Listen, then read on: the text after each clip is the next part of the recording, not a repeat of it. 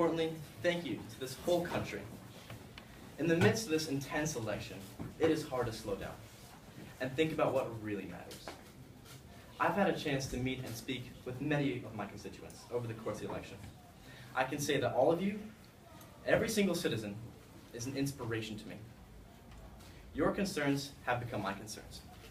And unfortunately, there are two pressing issues that should concern us all: Puerto Rico's desperate need of aid and the GOP's new tax bill. First, I would like to discuss Puerto Rico's energy crisis. In the wake of Hurricane Maria, President Pump has only provided a fraction of the relief money that our Puerto Rican brothers have asked for. We have a moral obligation to help them, something our current leaders have blatantly ignored. President Pump has even considered entering a bill in Congress to charge Puerto Rico for their disaster relief. This glaring ignorance and selfishness is disgusting.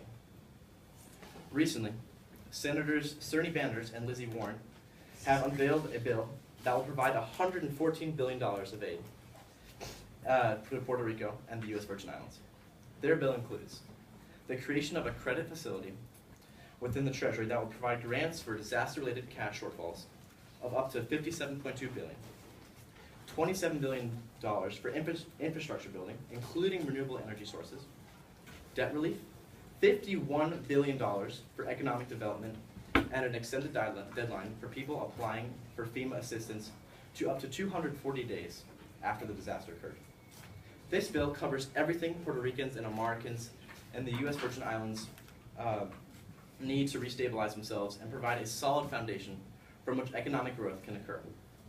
The plight of Puerto Ricans for clean water, electricity, food, and shelter is unavoidable. This is not a matter of partisan politics. This is a matter of human decency. We need to implement this bill now. The next issue I wish to address is the GOP's new tax bill. According to Lily Batchelder, a New York University professor who worked as an economist under President Barack Obama, the bill is investing heavily in the wealthy and their children by boosting the value of their stock portfolios, creating new loopholes for them to avoid tax on their labor income, and completely removing the estate tax, which cuts taxes on massive inheritances. At the same time, it leaves low and middle class workers with even fewer resources to invest in their children, and increases the number of Americans without health insurance. This bill disproportionately benefits the wealthy. President Pump is clearly going back on his promise to the forgotten Americans, the lower and middle classes. President Pump is advocating for pumped-up trickle-down economics, an economic policy Ronald Reagan's own domestic policy advisor, Bruce Bartlett, has deemed a myth. The theory is that the rich having more money will lead to them investing in new businesses or markets, which will create new jobs and lead to economic growth, which will in turn raise wages. Sounds great, right? Well, the only problem is that every time this has been tried in history, it has never worked.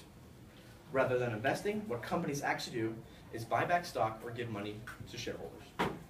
Recently in Kansas, they tried to lower an already low tax rate on companies, expecting it to give the Kansas economy a shot of adrenaline. And shockingly enough, growth rates lagged behind those of neighboring states, and their deficit rose to an unsustainable level. The best way to grow the economy is to invest in people, their education, their health, their job skills. I plan to do that by providing tax relief for the lower and middle classes, and providing tax incentives for small businesses. The wealthy don't need tax breaks. They're already rich. I will help the vast majority that are less fortunate, so that our country as a whole will become more prosperous. Now, it has come to my attention that the press has reported a scandal concerning my finances. Americans deserve to know the facts, especially with the stakes of an election that determines the leader of our country. During this campaign, I have been nothing but transparent with my expenses, endorsements, and expenditures. When visiting my website, the first link available is to a document containing every single financial transaction I have ever knowingly participated in. Furthermore, I have never tried to disguise myself to the great people of this country. The media source allegedly claims to have the names of aliases that I supposedly used. But based on the ridiculous names and abysmal quality of these aliases, one could be led to believe that someone went to the media and fed them this story in the hope of throwing me off my path to the presidency. Additionally, it is doubtful this anonymous source even belongs to the IRS. In fact, it is likely that he or she was sent by one of my rivals here in this room today. Nevertheless, I will be making a donation of $100,000 from my campaign fund to the FBI's Widows and Orphans Fund, because I respect the important work that the FBI does, catching real criminals, not being used as pawns in the game of chess, in the chess game of politics. Together, starting today, let us finish the work that needs to be done and usher in a new era of prosperity in America. We all made this journey for a reason. It is humbling, but in my heart, I know you didn't come here just for me. You came here because you believed in what this country can be. In the face of war, you believe there can be peace. In the face of despair, you believe there can be hope. In the face of politics that shut you out, that have told you to settle, that divided us for too long, you say enough is enough. We can help the downtrodden, like in Puerto Rico, like the forgotten classes. We can reach for prosperity, not disparity.